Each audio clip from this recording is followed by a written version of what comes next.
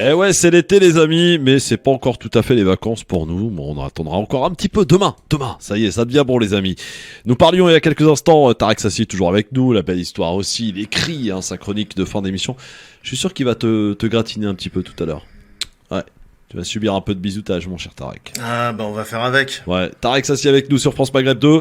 Nous parlions il y a quelques instants, disais-je, donc de Haïti, évidemment de cette situation dramatique suite à ce tremblement de terre gravissime, d'une importance quand même assez considérable, 7,3 sur l'échelle de Richter, imaginez-vous.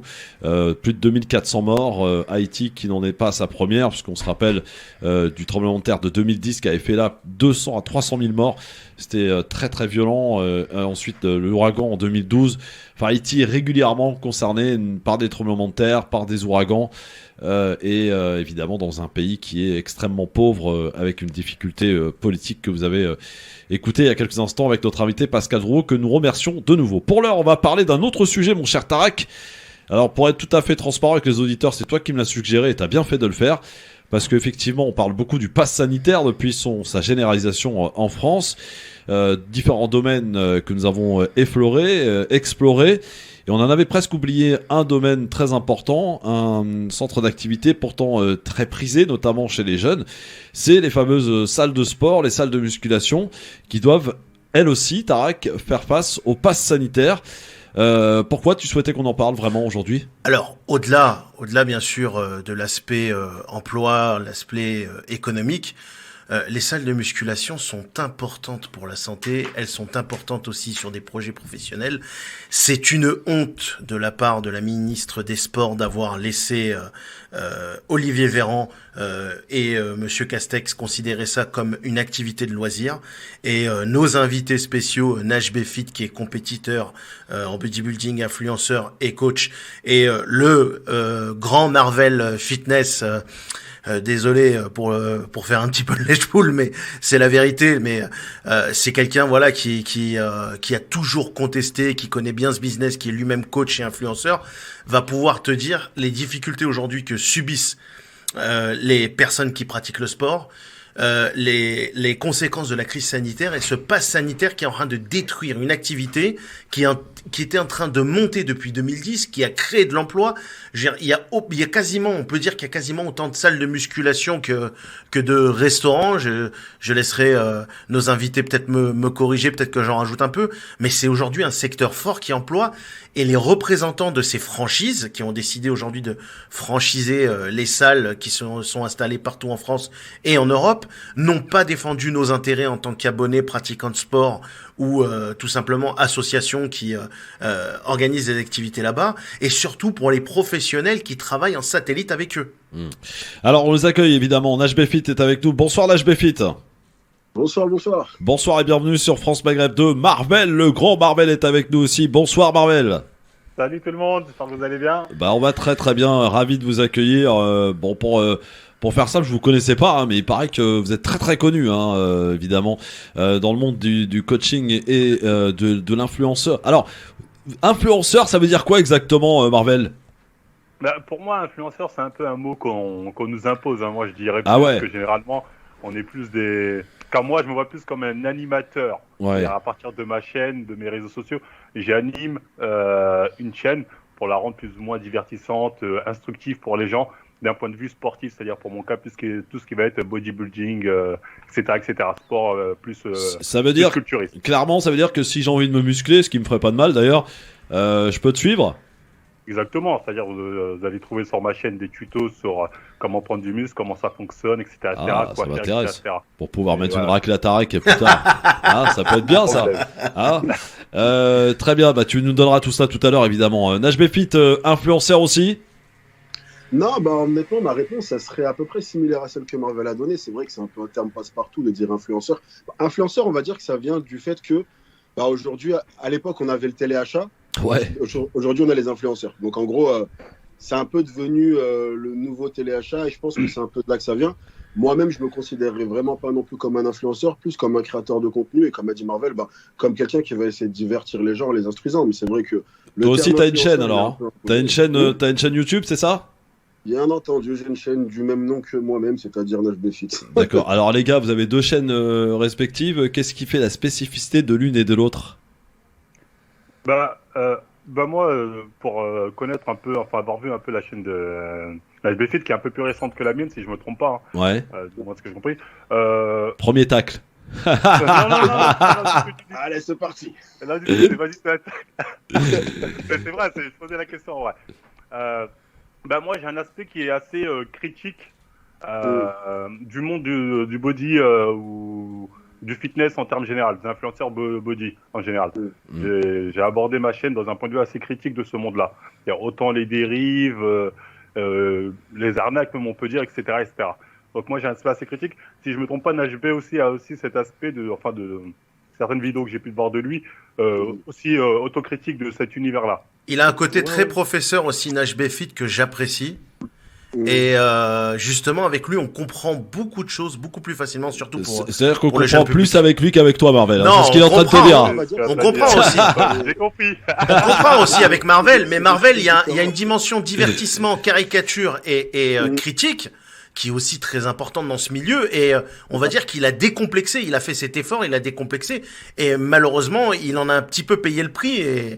Et c'est dommage. Mais en tout cas, heureusement qu'il y a des gens comme Marvel, NashBFit et quelques autres pour justement faire du bon contenu YouTube pour tout ce qui est musculation, fitness et autres. Alors rassurez-nous, messieurs, parce qu'on dit beaucoup que les influenceurs vont vivre à Dubaï. C'est pas votre cas?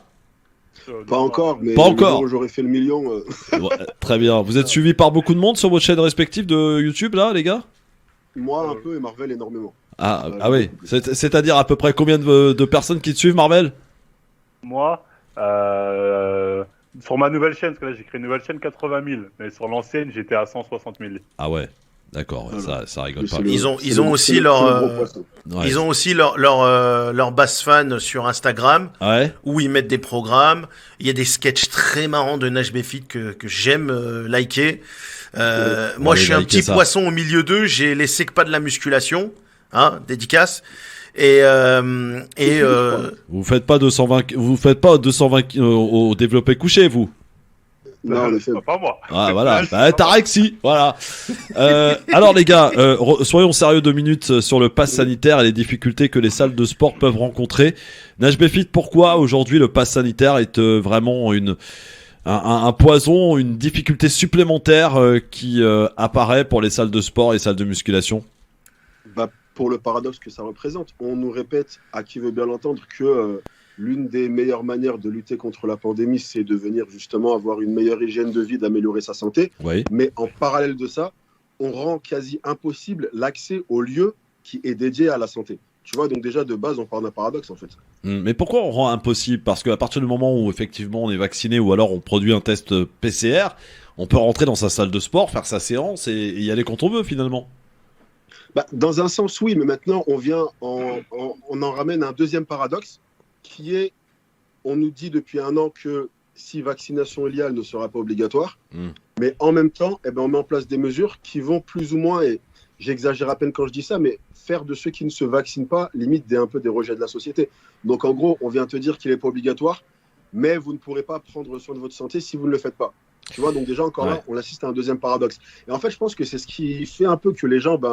Et ce ras-le-bol, c'est qu'on est un peu entouré de paradoxes de part et d'autre, en fait. Mais Marvel, est-ce qu'on a constaté, par exemple, depuis la mise en place de ce pass sanitaire pour les salles de sport, les salles de musculation, une baisse de fréquentation? Bah, moi, personnellement, je suis pas gérant de salle, donc je pourrais pas vous dire, mais de ce que j'ai pu entendre, des témoignages que j'ai pu recevoir, et de ce que j'ai pu voir aussi, bah, la plupart des grandes salles, des grandes enseignes, ont vu en tout cas leur nombre, les adhérents, diminuer, c'est-à-dire en termes de présence. Ouais. Il y a de moins en moins de personnes. Je vois souvent des vidéos sur Twitter, des gens qui me disent « Oh, je suis tout seul à la salle, on est 2, on est 3 ». Donc effectivement, ouais, avec la mise en place du pass sanitaire, ça a entraîné une baisse des fréquentations des adhérents. Donc ça, c'est un problème. Ensuite, pour revenir à ce que vous disiez, en gros que oui, mais ils ont juste à se vacciner et ils peuvent venir. En final, c'est pas grand-chose. Bah, Oui, non. J'ai pas dit que c'était pas grand-chose, hein. J'ai pas dit ça. J'ai dit que voilà, dans les faits, c'est voilà. C'était pas dire comme ça, mais bon, on pouvait l'entendre comme ça, du moins. Bah, pour moi, il y a aussi cet aspect d'obligation quelque part. Moi, je pense que les gens sont libres s'ils ont envie ou non de se vacciner, bah ils le font. S'ils veulent pas, voilà, ils le font pas. Donc, les gens ont cette sensation que c'est un chantage. Ils n'ont pas forcément envie de céder à ce chantage. Car clairement, pour moi, c'est un chantage qu'on leur impose. C'est pour ça que moi-même, je vous le dis, bon, je suis pas vacciné ici, hein, mais je compte pas le faire pour le moment parce que j'en ai pas vraiment le besoin. Moi, je peux aller dans une salle près de chez moi. On est moins de 50, une petite salle de mairie. On y va sans passe, il n'y a pas de problème, donc ça me va. Mais c'est vrai que si vraiment ça commence à s'imposer de partout, de part et autre, parce que je pense que ça va être ça au bout d'un moment, ce sera ça ou rien. Ben, on n'aura pas le choix, de toute façon, ce sera l'obligation par l'État. Donc, ce sera soit on fera des trucs dehors, soit voilà, on ira tous se vacciner. Voilà, on assistera à un État, j'ai pas peur de le dire, un État dictatorial, quoi. Dictature sanitaire, ouais. Alors, pour la Ouais, petite histoire, ça- Christophe, normalement, on devait avoir des gérants de salles de musculation, mais Oui. malheureusement, aujourd'hui, tous ces gérants sont franchisés Ouais. et la franchise gère la communication de ces franchisés, de ces salles de musculation. Ça aurait été intéressant de les avoir. Et donc, le pire, c'est qu'ils souffrent. Je vais pas nommer parce que je vais pas faire plus de publicité ou nommer ou discréditer une par rapport à l'autre. Mais on peut citer le cas en Normandie d'une femme qui, vu que son chiffre d'affaires était en perte de vitesse, s'est retrouvée à dormir et à vivre dans sa salle de musculation avec son enfant. On peut citer le nombre de salles qui ont été fermées, qui ont été rachetées par le grand groupe qui s'est pressé de mettre le pass sanitaire que je ne nommerai pas, qui faisait du 24/24. Hein, on a tous compris, pas vrai Nage, pas vrai Marvel.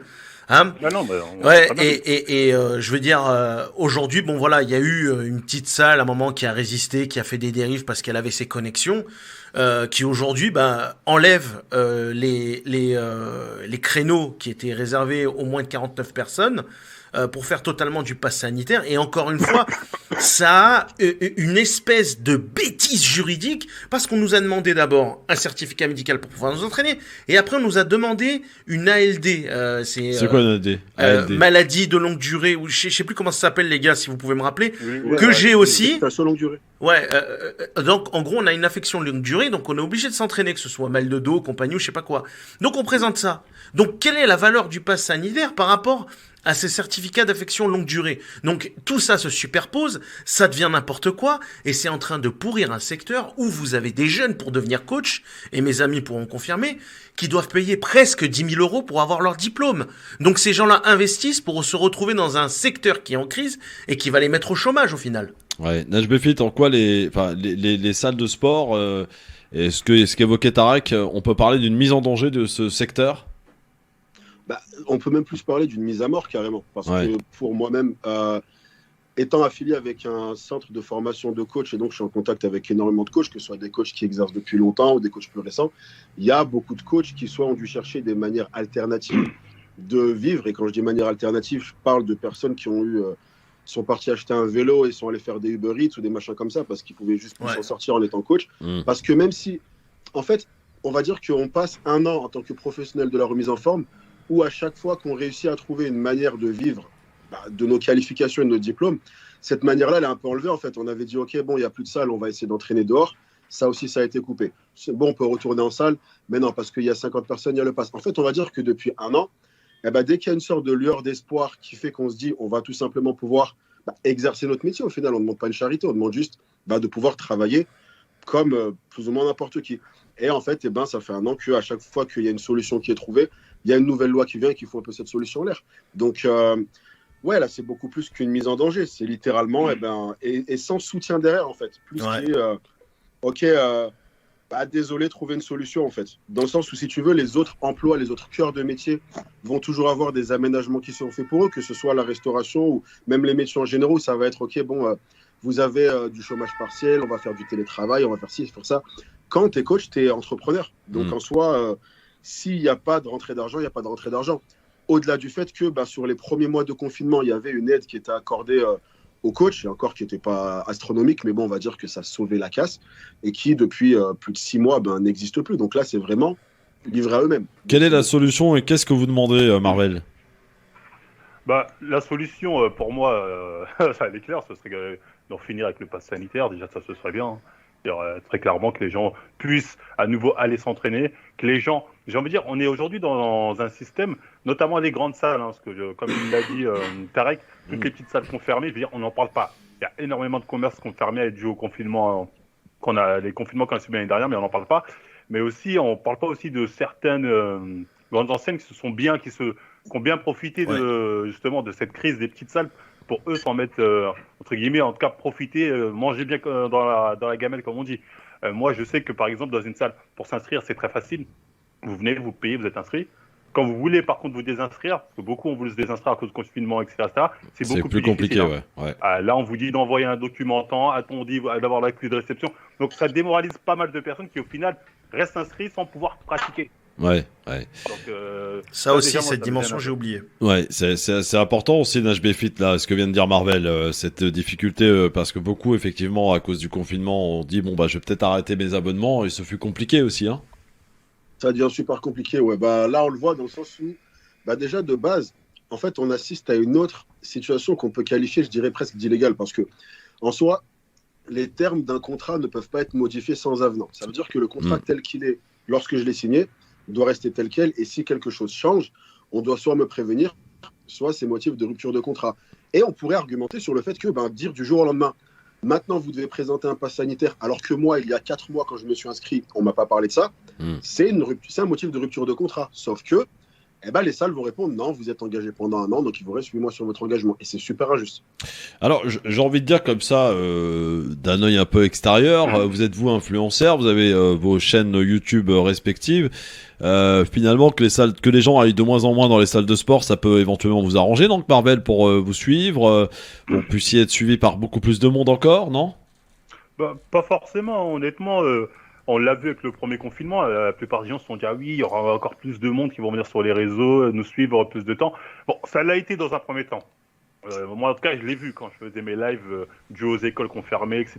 Donc, c'est vrai que dans un premier temps, bah, les gens étaient beaucoup plus présents. Mais en fait, le vrai problème, surtout dans notre domaine, c'est que même pour nous qui sommes pratiquants de musculation, je veux dire, on pratiquait plus. Au final, au bout de notre crédibilité. Ouais. Exactement. En fait, il y a eu l'engouement général pour la musculation a diminué. Donc, pour nous qui sommes des youtubeurs fitness, par exemple, moi-même, j'ai dû pas mal me réinventer et des fois venir explorer des sujets qui n'avaient rien à voir avec le fitness parce que moi-même, si j'ai accès à une salle, aller en salle, faire une séance et faire une vidéo, comment développer tel muscle, bah, ça va parler à personne parce que personne ne peut aller à la salle. Ouais. Mais on peut travailler de chez soi quand même, NHBFit. Bah, on peut. Même si on n'a pas le matériel. Ça suffira jamais. On peut ne pas avoir le matériel, mais il y a plein de choses à faire. Voilà, des exercices qu'on peut faire. Non, on va dire que. Si tu me permets. Ouais. Si tu me permets, Nage, après, je veux dire, je n'ai pas leur diplôme ni quoi que ce soit, mais j'ai une expérience que j'ai bâtie là-dessus. On peut pas compenser ce qu'on va gagner avec un soulevé de terre ou un squat ou certaines choses qu'on va travailler en poids libre. En poids libre. C'est quoi un soulevé de terre? Tiens, vas-y, explique-nous. Bah, je te l'ai expliqué à plusieurs reprises. Mais d'accord, à moi, mais les auditeurs, ils nous écoutent, tu sais. Quand tu pars avec la barre au sol, que tu as une bonne posture, que tu remontes, que tu la soulèves jusqu'à la limite de la taille, ta barre. Donc, c'est ça. Et ça, c'est un des mouvements les plus importants. Par exemple, pour les lutteurs, les boxeurs, les gens de la MMA, ou même des gens qui pratiquent l'athlétisme pour leur stabilité et pour leur force. Et ça, je veux dire, ça, on ne peut pas le travailler en faisant un programme style Domios, Decathlon, Sophie d'avant.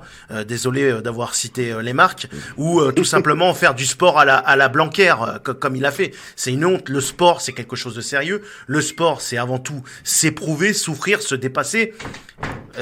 On aimerait bien se surpasser, mais malheureusement, il y a le pass sanitaire. Tu peux faire avec des parpaings, je sais pas. Dédicace, le jeu de mots. Faire avec des parpaings, Tarek, je sais pas, moi. Bah, je l'ai fait, tu sais que je l'ai fait quand je suis revenu du Canada et qu'il n'y avait pas toutes ces salles, et que j'étais en dèche, que j'étais vraiment en Hesse. J'ai monté ma salle de musculation en rue. J'ai volé des pneus de tracteur au stade français, à Charletti. J'ai récupéré, tu sais, les plots là de 26 kilos. Vous avez tous connu ça, les gars, qui sont au sol. On les a récupérés. On en avait moins pour 400 kilos. On a monté notre salle de musculation. On a monté notre cage à squat avec des barrières de police. On a fait ça. Mais quand Fitness Park, oh putain, je l'ai cité. Ça y est, il l'a cité. Et quand tous ces trucs-là sont arrivés et qui nous ont proposé le top à 30 euros, on a accepté. Mais là, aujourd'hui, on peut pas se contenter juste du poids de corps. Et je suis désolé de t'avoir coupé la parole. Naj, je te laisse compléter. Non, bah en soi, ça rejoint ce que je comptais dire. De toute façon, on va dire que si tu veux, s'entraîner à la maison, c'est bien pour une personne qui débute ou c'est bien pour sauver la casse. Maintenant, dans une personne qui est dans une optique de performance et qui a atteint un certain niveau, et c'est le public que moi j'ai et c'est le public de Marvel, on peut pas du jour au lendemain dire bon bah maintenant on va parler aux débutants parce que notre public c'est pas ça qu'ils recherche. Donc en fait non, dans un cas comme dans l'autre, on aurait pu, voilà, il y a une hypocrisie qui a été faite par certains youtubeurs qui étaient un peu de dire non mais vous inquiétez pas, avec mon nouveau programme maison vous allez faire comme à la salle. La réalité c'est que non. Donc au final on avait le choix entre perdre notre audience ou devenir hypocrite. Donc dans un cas comme dans l'autre, non, même en tant que youtubeur on a été un peu mis au pied du mur, on va dire. Marvel, tu souscris? Non, je suis tout à fait d'accord avec eux. C'est que on est limité. Moi, j'ai commencé les vidéos en maison. J'ai même fait un défi. Bon, on va voir ce que ça donne pendant 4 mois que du poids de corps. Bah oui, je l'ai fait. Le défi, c'est que bon, ça va, j'ai su me tenir, mais j'ai pas pris et je sens que voilà, là depuis que j'ai pu reprendre la salle, je vois le résultat, ça n'a rien à voir. Donc, parce que nous, avant tout, on parle de culturisme, de bodybuilding. Forcément, le poids de corps nous limite. si je comprends bien, pour avoir pour avoir une bonne musculature, rien ne vaut une salle avec les appareils adéquats et des exercices pour travailler. On peut pas comme ça. Moi, si j'ai envie de me muscler ou quoi, de changer un peu de morphologie, c'est pas à la maison que je vais y arriver. Si tu commences, oui. Si tu commences, t'es débutant, comme il a dit NHB. Nous, notre problème, c'est que nous, on a un public qui a évolué. Alors, on peut pas. Ça va, arrêtez de nous la raconter. Ça va. Non, mais on peut pas leur dire retirer à la base. Mais c'est vrai que quelqu'un qui commence ou qui fait juste du conditioning, de la condition, qui veut juste avoir une certaine condition physique, oui, il peut s'en sortir avec du poids de corps, des exos avec élastique, je sais pas, medicine ball, oui, il peut se mettre en condition physique correcte. Mais nous, en tout cas moi personnellement, je crois que Nash Befit aussi, on était assez focus culturist body, donc forcément, sans poids conséquent, tout ça, c'est pas vous avez remarqué les gars que souvent les gens qui vous disent entraînez-vous à la maison, ils ont la même shape que Pierre Palmade ou Nicolas Sarkozy. La plupart c'est des moldus. Ou alors, autre hypothèse, c'est des gens qui ont une salle, mais ils ne vont le dire à personne. Et juste pour pouvoir vendre un programme poids de corps, ils vont dire regardez, moi le niveau je l'ai gardé alors que je m'entraîne à la maison. Mais en fait, ils vont à la salle quand personne regarde. Moi alors, je suis des questions déjà vides. Merci Monsieur Sarkozy. Messieurs, pour finir, on va rappeler vos chaînes respectives. Allez, Nash Befit. On peut te retrouver où sur les réseaux? Nash Befit. Sur Nash Befit partout. C'est Instagram, YouTube, Twitter, TikTok. C'est tout Nash Befit. Tout Nash Befit. Marvel. Moi, c'est Marvel Fitness is back sur YouTube, Marvel Fitness sur Insta, Marvel Fitness sur TikTok et sur Instagram, Marvel Fitness partout, quoi. Sur Dive aussi, c'est pas ça, c'est Dive ton truc là à côté. On avait fait un live. D-Live, oui, D-Live, mais c'est Marvel Fitness sur D-Live. Voilà. Et n'oublions pas aussi que ça a creusé les écarts sociaux parce que vous-même, vous pouvez en parler. On n'a pas tous les moyens de se mettre en place un home gym, d'acheter du matériel. Et donc ça a creusé l'écart au niveau santé et au niveau social. Ouais. En tout cas, j'espère que ça va s'arranger, que ce pass sanitaire va pas trop durer. Bon, a priori, il est prévu jusqu'au 15 novembre. Est-ce qu'il sera prolongé?